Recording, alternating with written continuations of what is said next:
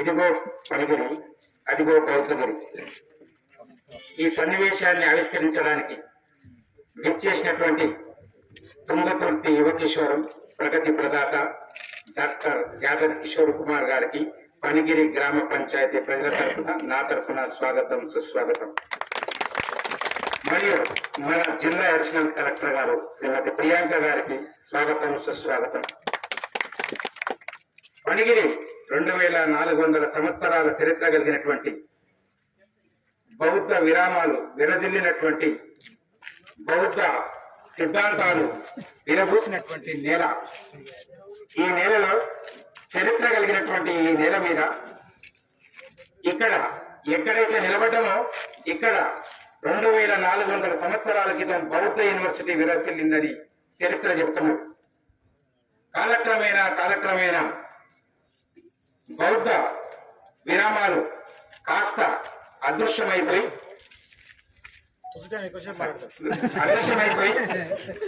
చరిత్ర చెప్పడానికి భావితరాలకు అందించడానికి ఇక్కడ ఆర్కియాలజీ వాళ్ళు వారి తవ్వకాల్లో బయటపడినటువంటి గొప్ప శిలా సంపదను సంరక్షించాలనే సదుద్దేశంతో గ్రామంలో ఒక పురాతన భవనంలో పొందుపరిచినటువంటి ఈ అమూల్య సంపదని ఖచ్చితంగా భావితరాలకు అందించాలి.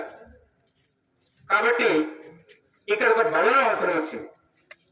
నేను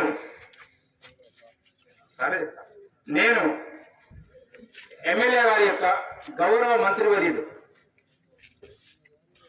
మన విద్యుత్ శాఖ మార్చులు గుంటగల్ల జగదీష్ రెడ్డి గారిని, కేటీఆర్ గారిని కలిశాను. సార్, మా ఎమ్మెల్యే గారు డైనామిక్ గా బ్రహ్మాండంగా చేస్తున్నారు సార్.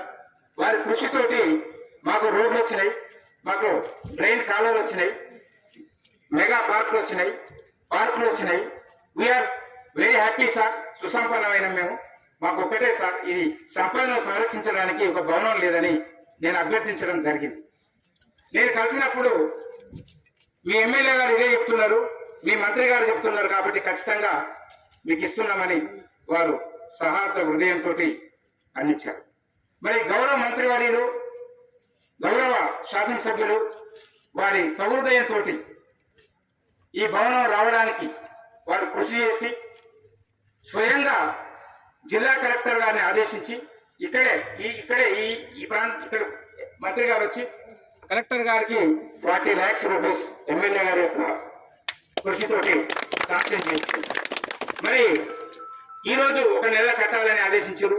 ఈ కాంట్రాక్టర్ కృషి చేసి 40 days లో నిర్మించింది సార్. మంచిగానే 3 కోట్ల భవనం కూడా వస్తుంది ఖచ్చితంగా. ఎమ్మెల్యే గారు హ్యాట్రిక్ కొడతాడు, మంత్రి గారు హ్యాట్రిక్ కొడతాడు, ఖచ్చితంగా 3 కోట్ల బిల్డింగ్ వచ్చేది సార్. మీరే ఓపెన్ చేయాలి సార్ మళ్ళా. Okay sir. కాబట్టి పనిగిరికి మీరు